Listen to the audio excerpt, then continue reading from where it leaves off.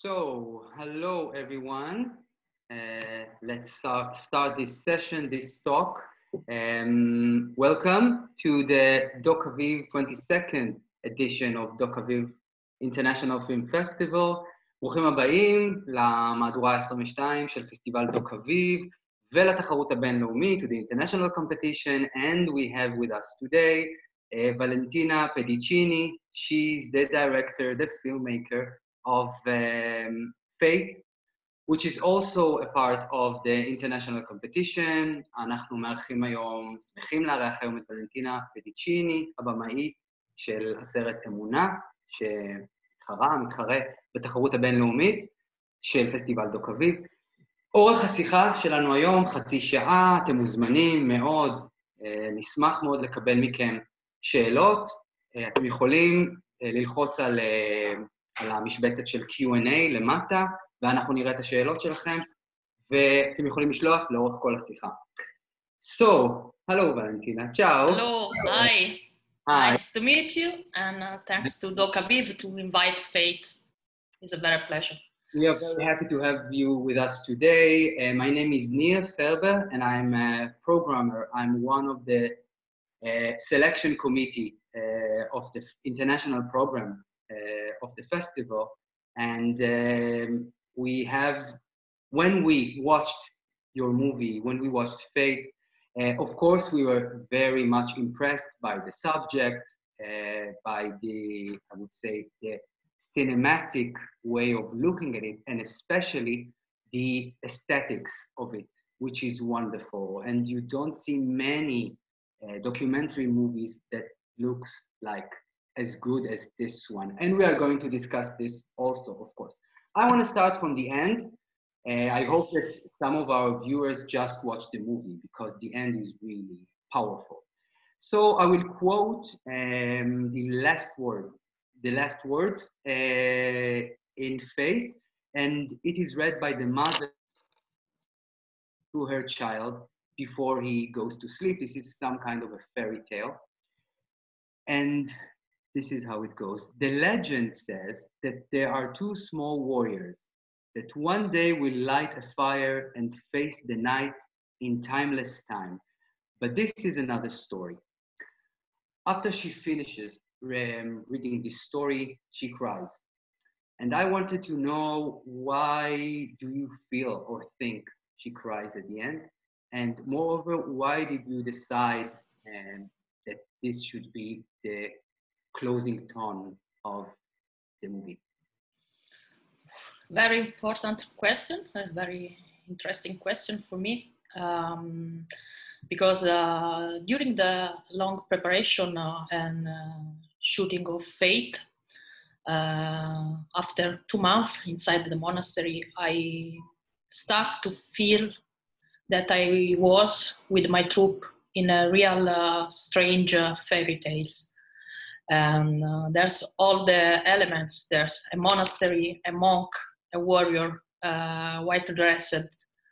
And so in my mind start the idea that we tell a story, a real story, but also this story has the characteristic and the feeling of real fairy tales. And I fall in love for sure to shooting a movie like this with all the characters of this movie, but it's clear my heart start to push for Ashanti, the mother, and for Altair and Olympia, the children that you will see in the movie. They are my not preferred character, but it's clear they are my hope during the movie, and I totally fall in love with them. So when I shooting the scene and I saw Ashanti that crying during the fairy tale, something very strange happened, because I started to crying behind the camera, and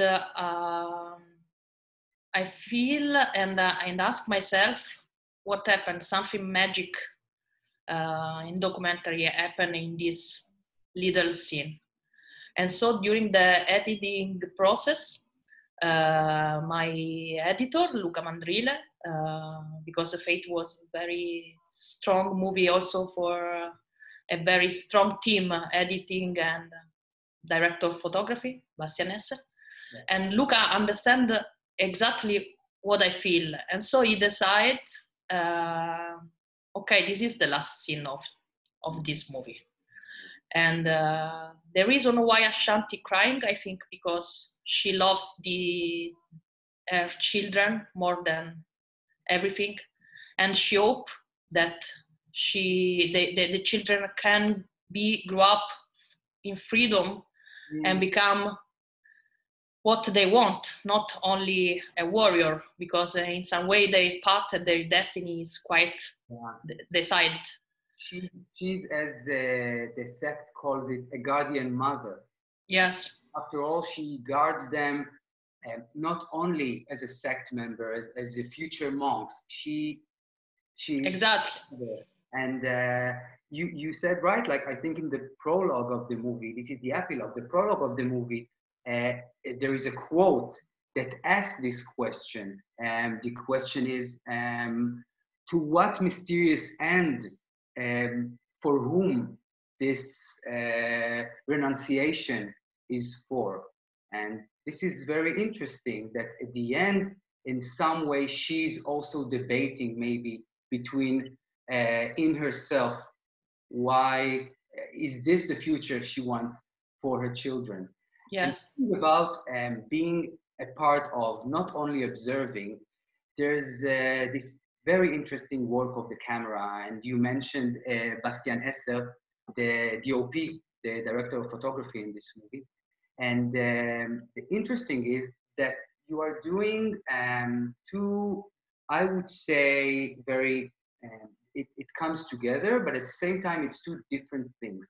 On one hand, you are like the fly on the wall, very observational from the outside, but also when the camera is there, it's right in the center of the drama, and it gets a role of itself. It's a character, but not a physical character. It's more like a metaphysical character. The spirit inside the room, inside the tension. And I was wondering, how did you manage to do that? Because it's really unique. And I know you didn't have much time to prepare it while you were there, maybe beforehand, but not when you are there and you need to improvise because you don't really know where happened. Yeah. So how, Valentina? How? How is a very, very strong job of Bastian Esser, and we talk a lot before shooting, and we stay a long time during the shooting inside the monastery. How long? How long was the? 4 months. 4 months. 4 months. But we stay at least 20 hours inside the monastery. But with the camera was switched off, and we stayed there to understand, to feel the atmosphere, but also the very important things in the documentary field is to become a ghost, to become invisible. And like you said, we talk not in only in aesthetic way, but also in empathic and emotional way. And I think this is the reason what you say that is very important for me, because it is my intention, also the intention of Bastian, to don't do only a beautiful movie, but to give the possibility to the audience to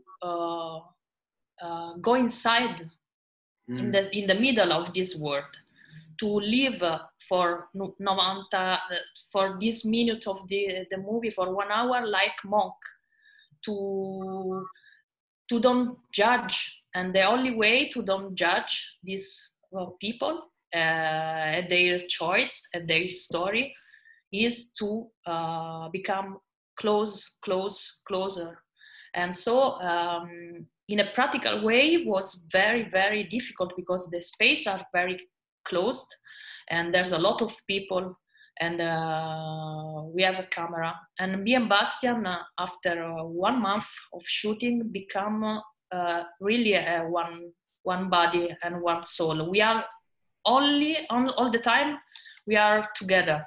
We're shooting with the hand camera of Bastian, but I was all the time with him, and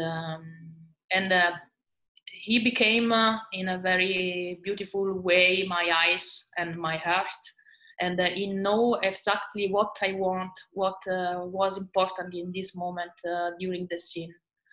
And also during the training that was very hard scene to shooting, like you said, everything happened in front of the camera and he's not prepared.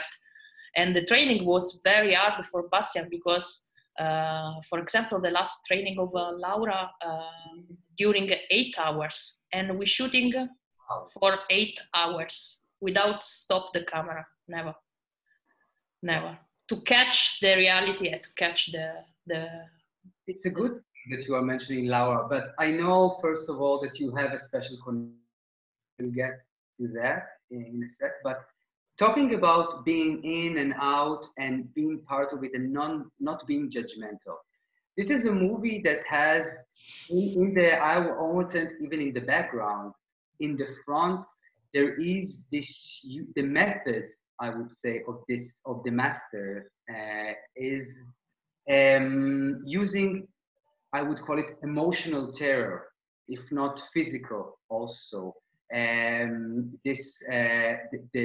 way that Laura and the master is behaving to her body as a meat that has to be trained for 8 hours now, I hear. For you behind the camera, times that you wanted to get involved, that the situation was so extreme that you wanted to intervene? It was very difficult for me to keep and to understand the distance between me and the character. Yeah. Because it's clear I saw something that is not in my word. Maybe I don't accept, but like I said before, I try to do not only observation documentary, because yes, Fate is also like classic documentary, but also I try to go there and feel what they feel. So sometimes it was very difficult for me because I'm angry with the master or with some scene, and but I decide every time to stay a step behind, because I want to show the truth and the truth, and also I want that for the viewer, like I said before, Fate can be an experience, not only a movie, to feel like me and like Bastian, the crying and the smiling and the difficult, and also because I think that like in the training that you said, is a like theater in some way.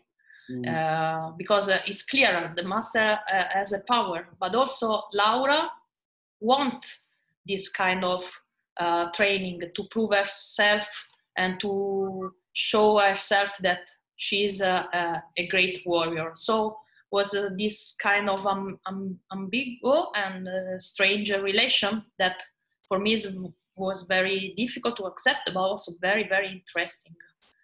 Because is a mechanism, is a that we found in the family, in the school, also in our normal life.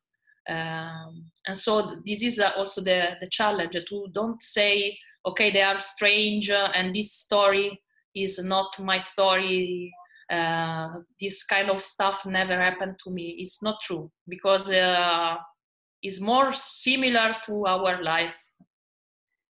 Yeah, you said it's, you call it a dynamic of submission that you see from other mechanisms of the society, of people with authority and power.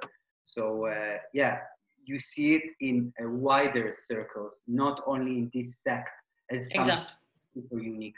And Laura, you know her for, she's from the beginning of this project that started a decade ago, right? Yes. A bit about that. Yes, because I met Laura for the first time 11 years ago. Me and Bastian was a classmate in a documentary school, and I have to shoot my first short documentary. I met her on street during an exhibition of Kung Fu. I totally fall in love with her because Laura was a very, very important champion of Kung Fu and martial arts. And so I decided to shooting a short movie about sport and female character in sport. But I go in the gym and I understand that she is not only a story of sport, she was a big story. This time I was not able, not ready in a cinematic skill and also in emotional way to tell this kind of story.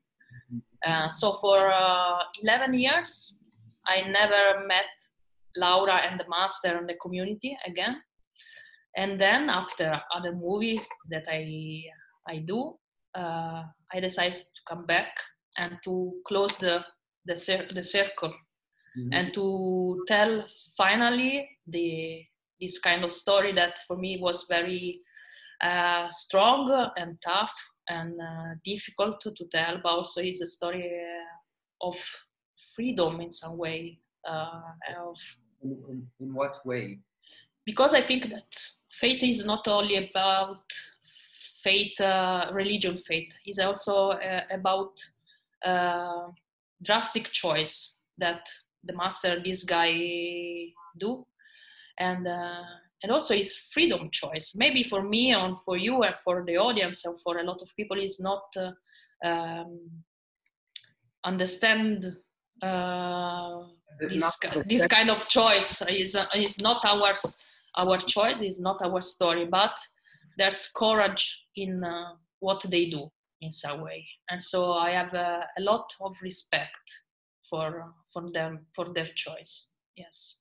And for Laura, it's clear Laura was the reason because I come back. And then when I go inside, the movie become more, there's more other characters, but it's clear that she's the heart of the movie. Yeah, exactly. She's the heart, and she's the one who is in the middle of all of it, because she has a very complex relationship with the master. Exactly. And you talked about power, and continuing with this, mirrors are very important in the movie. It comes a lot. One of the characters says, the mirror is my best friend. They confess through the mirror. They're looking at themselves and try to negotiate with the inner them. And my question is, you have the camera in your hand, which is the ultimate mirror that shows everything. And did one of them ask you to see himself during shooting, or did they watch the movie afterwards? What was their relationship with this camera mirror? Like you said, the mirror is in this community is very important because it's also because they are in a good way like actors, no? They are performer because they have a very important relation with the body and with the training, and so the mirror is very important for them because it's also the way that they discover something of themselves. So during the shooting, and this is very, very, very interesting things for me, like director of documentary, because needs that maybe I do, and I built a great relation with the character. No one asked me to watch the material, never. They trust in me, and also it's very important. They after 1 month they don't understand when I shooting, when I have the camera off, and it was very important. But also they trust in some way that I want to tell a story. I don't want to judge. I don't want do in a good way a bad movie, but they watched the movie at the editing process was finished. They watched the movie at the end.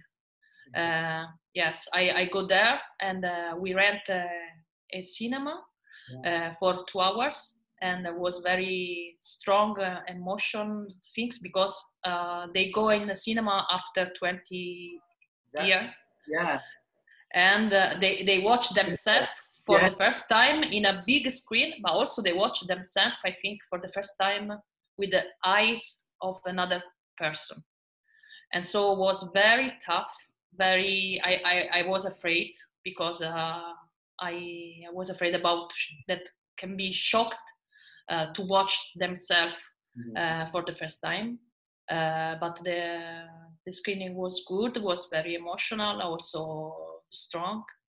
And I think that in this moment, the more difficult for the community and the master, but also for the guys, that a lot of people can watch and can say something about them, because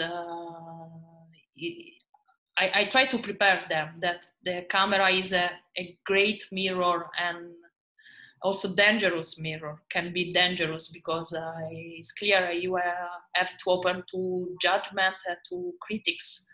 And so they are ready, but yeah, it's difficult.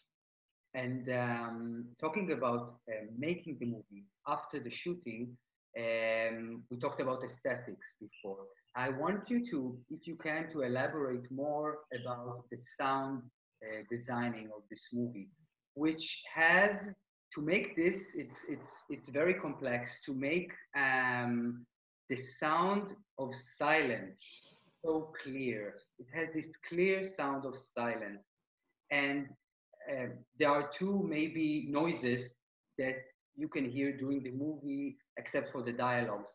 The first one is the house parties. I mean the parties with the music of electronic house.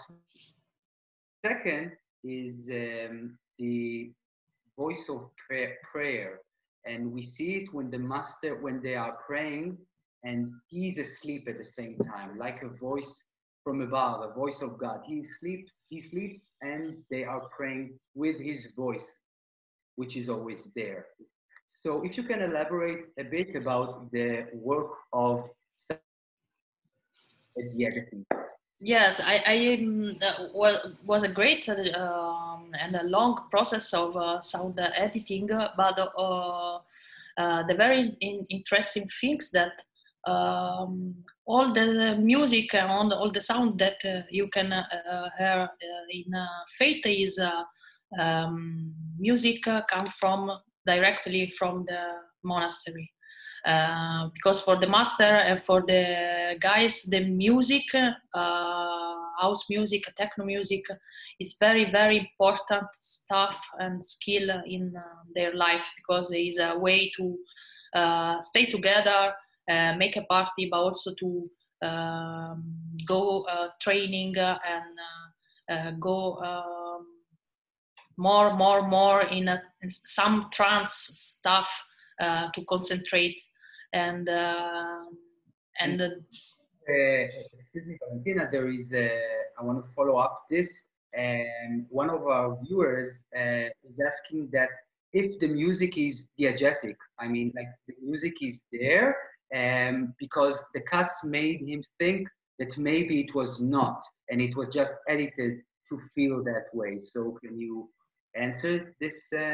Yeah, all the music that you are in Fate is the diegetic, and it was very difficult in a technical way because for them it's very important to switch on the music, and for me and the sound recording sometimes was very difficult to manage picture and music. So all the song that you hear in the Fate come from directly from the master, from the monastery, and are the recording in a direct way. There's only some noise of bells that come from the composer Federico Campana, his composer, but he took the real music of the bells and rebuilt. But the rest of the music is diegetic and come from directly for the monastery. And like you said, the other things was rebuilt and reconstruction the silence, because is that this community has two souls, very loud and strong and music, and meditation and prayer and silent. And so for me it was very important to give to the audience this balance, and also the religion is very important for them. So I decided to recording the prayer and because it's also a way that they communicate each other. Is a strange codec that they have. There are monks, but are not very monks. There are Christians, but they dance techno music. And for me, this kind of strange mix was very interesting and very in a good way, very shocking. Another question from the audience, and this is a really interesting question because I thought the opposite. The film focuses, which is right, on the female characters, mostly on the female members of the stack. The question is, except for the master, of course, was it deliberate decision, or it was just during editing that you, or during shooting maybe, that you decided to focus on them, or it was more, you know, more broad at the beginning, at the shooting, and then the decision was made afterwards? It was a very, it's not a very decision, it's happened during the process. My original idea was a choral movie, and some characters for me was very important because they are in some way cinematographic topic. They have a challenge, and so Laura for me was very important because she's the warrior, Ashanti because she's the mother, the Ekuba because she's the little monk that she tried to become better and better. And during the shooting, I understand at one moment that there are all female characters, and was very, in some way, very surprised, but also very happy about this because I feel that my body and my heart go in this direction in a. I think, and also because the master says to me one times, and then I think now it's right, and he said you think that I'm the master, but in this place, the power is in the hands of the women. Also a problematic thing to say when you are a master and you're a man, say, they are the strong sex. Well, Yeah. or the privilege to say that. I agree to this like to this perspective of looking at it as female characters are in the center. But I think it's also the reason I said I think maybe not the opposite, but maybe different, is that you made them in the set. I don't know how central they are, but in your movie they are. So you did maybe you made the decision to make them the true warriors, the true leaders of this movie. And last tone, one of the viewers says something so nice, and I want you to hear it, Valentina. I want to begin by saying I was really astonished by the film. It was one of the best films I've seen in the festival, and I have a lot of questions, but we don't have much time, unfortunately. Valentina. Oh, thank you. I'm very touched from this. Thanks. Well deserved. And I thank you so much for this talk. You gave everything. You gave your heart here. So thank you so much. And thank you. With thank your you. next project. Yes, thank you, Neil. Thank you for the festival, and thank you for the viewer and for the audience. And really, very emotional for me because Fate is a very journey. Was very challenging and adventure. Is not only a movie. I know that all directors say the same, maybe about.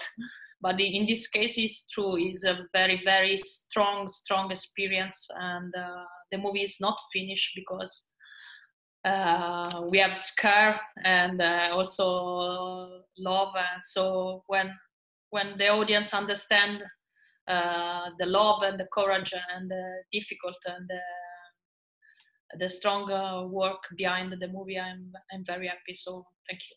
Thanks a lot. Forward to the rest. Thank you so much, and thank you for the viewers of Doc Aviv. Ciao, everyone. Ciao e grazie.